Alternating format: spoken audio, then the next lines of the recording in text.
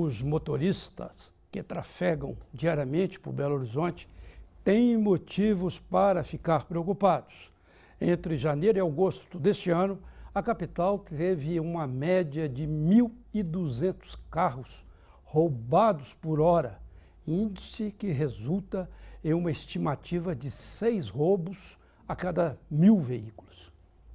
Segundo dados da corretora Bem Mais Seguro, nos primeiros 8 meses de 2015, aconteceram em média 16 roubos ou furtos de automóveis por hora, se somadas as ocorrências de Belo Horizonte, São Paulo, Rio de Janeiro, Salvador, Porto Alegre e Goiânia.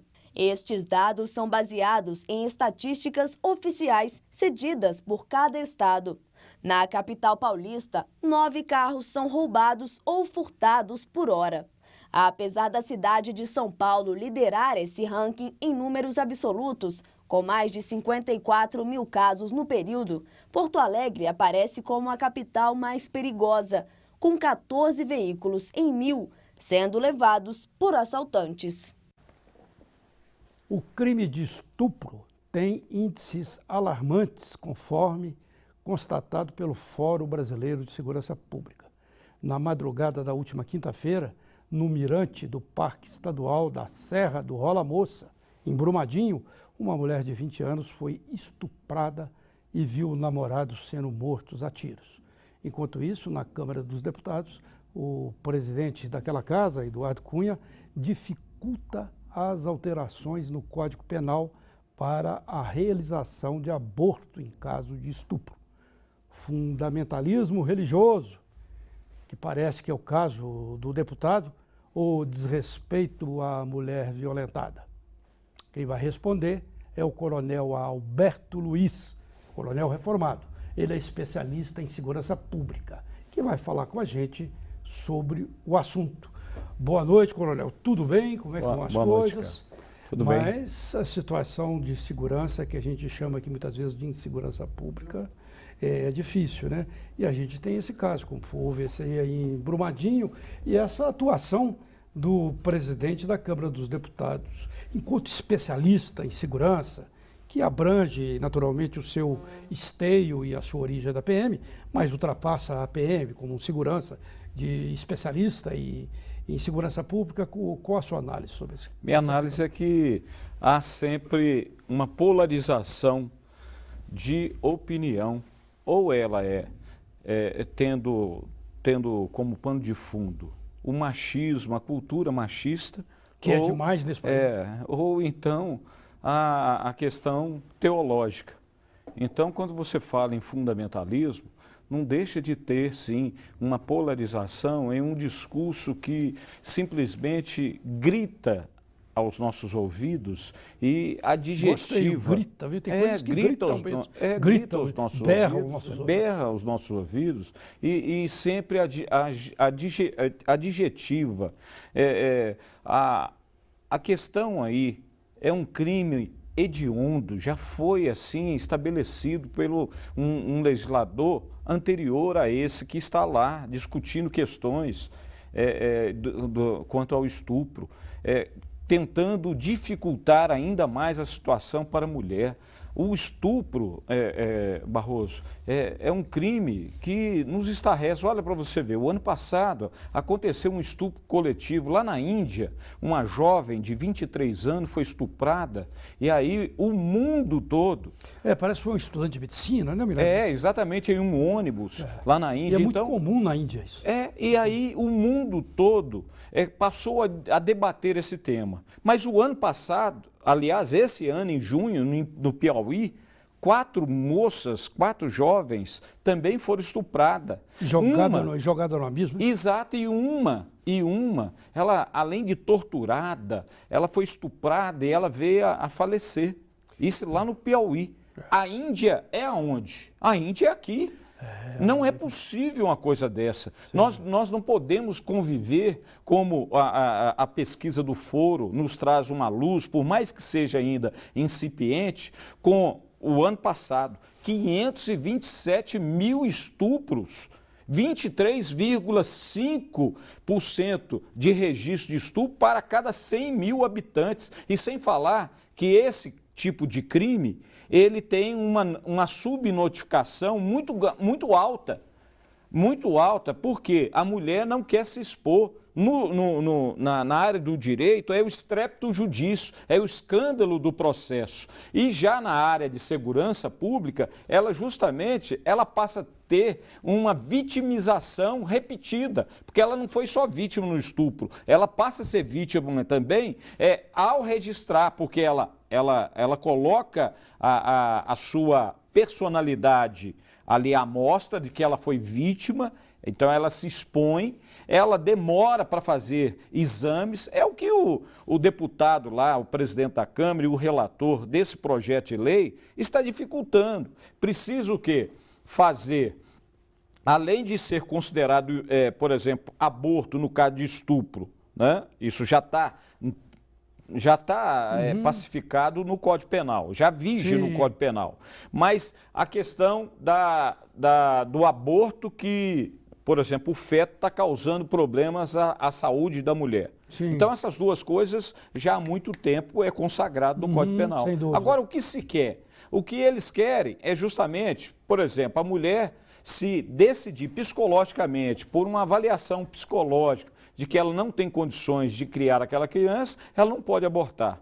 Até 12 meses de gestação, não pode. Eles ainda querem, no caso do estupro, que ela vá até o IML, o Instituto de Medicina, né, de Medicina Legal, para fazer um auto de corpo de delito, colocando-a em constrangimento. Alguns dizem que ela pode estar mentindo, mas há outros meios, há médicos que podem constatar se ela foi ou não estuprada, porque não precisa ter hematoma.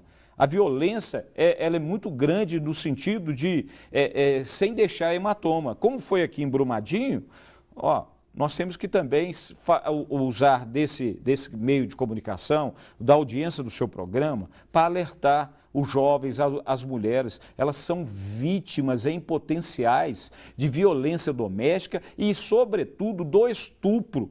Então, estavam em local afastado, isso é um perigo, isso é um perigo. Namorando, aí bandidos chegaram, mataram o namorado e torturaram, violentaram e depois jogaram ela morro abaixo, ela que sobreviveu. Agora, falta o quê?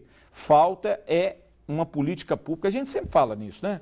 Política pública séria. Em São Paulo, para evitar esses abusos sexuais, eles criaram no metrô a campanha "Você não está só".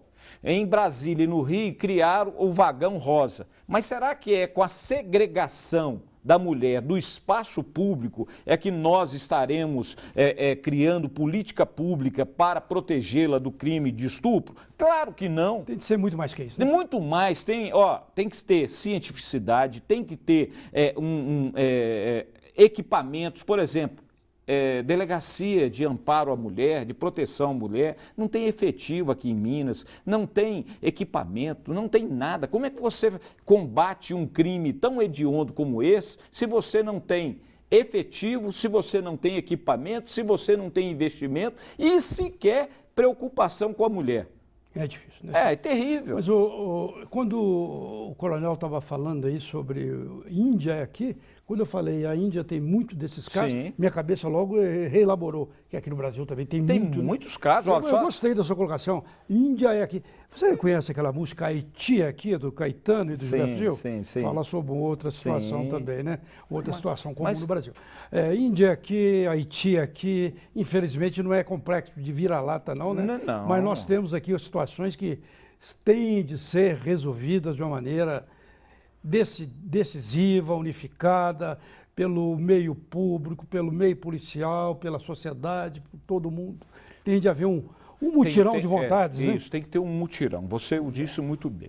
Agora, a política pública nesse país, ela é relegada, principalmente na área de segurança pública, ao segundo plano, quiçá a mesma esfera de preocupação que acontece lá na Índia. Então, por isso que eu falo, a Índia é aqui também, porque aquilo que aconteceu lá o ano passado, acontece aqui a toda hora. Toda hora, toda hora. A toda hora. Por isso que eu reelaborei. Quando eu falei, a Índia tem muito problema visto, no Brasil, ou tem igual ou muito mais. Olha o foro, falando que 67% da população brasileira tem medo de ser estuprada.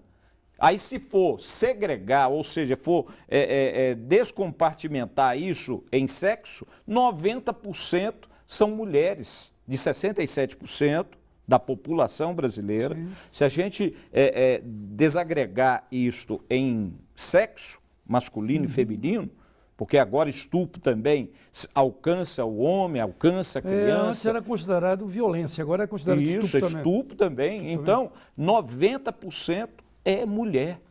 Então, não tem essa questão de falar assim, é branco, é negro e tal. Inclusive, o foro demonstra entre pardos e amarelos, mulheres, tá? Tem um medo maior. Por que será? Nós precisamos refinar essas informações, ver o perfil dessa vítima entre 15 e 24 anos, 25 a 34 anos, são o perfil de idade mais suscetível a esse tipo de crime. Nós precisamos de destrinchar isso.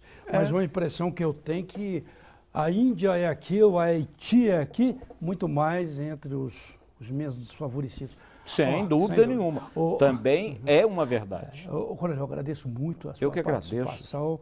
Eu ia até olhar uma informação ali para a gente debater sobre um problema de segurança, mas esse problema do estupro poderia tomar 2 programas, né? Que é um assinte, usando a sua palavra, é uma violência sem tamanho contra a mulher, né? Te agradeço muito, boa noite, bom final. Feriado prolongado, né? Para você também e a todos. E vítimas de violência doméstica e familiar em Belo Horizonte passarão a contar com uma nova ferramenta para ajudá-las. O Tribunal de Justiça de Minas colocará em funcionamento, em caráter experimental, o serviço de recebimento de pedidos de medidas protetivas via internet. Com a mudança, a partir de hoje, o Tribunal de Justiça espera dar mais agilidade ao procedimento. Segundo o órgão, o serviço funcionará da seguinte forma: após elaborar o expediente apartado de medida protetiva, a delegacia especializada em proteção à mulher vai enviá-lo por meio digital para as varas com competência para julgar os crimes previstos na Lei Maria da Penha. O juiz, após examinar a solicitação, delibera e envia a determinação para a delegacia, de onde a vítima e agressor já sairão intimados. O site do Tribunal de Justiça de Minas é o tjmg.jus.br. Muito bem, o Redação BH News volta logo após um breve intervalo.